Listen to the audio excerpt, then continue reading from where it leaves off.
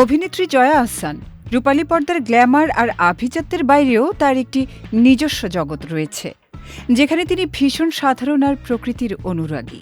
ব্যক্তিগত জীবন নিয়ে জয়া বরাবরই আত্মকেন্দ্রিক, তবে প্রকৃতির ব্যাপারে ঠিক যেন বিপরীত। এবার সেই ভালোবাসারই এক ঝলক দেখা গেল তার ছোট্ট একটি বাগানে। শিংকুচি, হাড়কুচি, তারপর নিমখোল, এগুলো সব একসাথে করে। অভিনয়ের পাশাপাশি সামাজিক যোগাযোগ মাধ্যমে বেশ সরব এই অভিনেত্রী। সম্প্রতি শেয়ার করা এক ভিডিওতে দেখা যায় নিজের ছোট বাগানেই যেন খুঁজে নিয়েছেন প্রশান্তির ঠিকানা। এই গাছটা ফার্স্ট টাইম ফুল আসলো। জয়া কখনো কোদাল হাতে মাটি আলগা করছেন, কখনো বৃষ্টিতে ভিজে বাগান থেকে নিজের হাতে শাক তুলছেন। প্রকৃতির প্রতি এই অগাধ ভালোবাসা ও পরিশ্রমী রূপ ভক্তদের মাঝে তৈরি করেছে নতুন উন্মাদনা।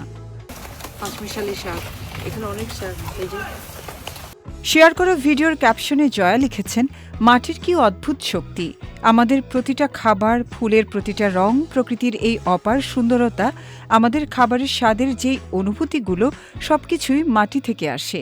এ মাটির নিচেই লুকিয়ে আছে জীবনের সব নীরব রহস্য। কতটা বিস্ময়কর, তাই না? পুরো বাড়ির আশপাশ থেকে এগুলো সব তুললাম। এই যে আরেকটা এখানে। 2025 সালটা জয়ার কেটেছে স্বপ্নের মতো। পরপর দুটি ব্লকবাস্টার সিনেমার সঙ্গী ছিলেন এই অভিনেত্রী। তাণ্ডব সিনেমায় ছিলেন সাংবাদিকতার ভূমিকায়, অপরদিকে উৎসব সিনেমায় ভূতের বেশে চরিত্রে আবেগকে বেশ ভালোভাবে ফুটিয়ে তুলতে পেরেছিলেন জয়া।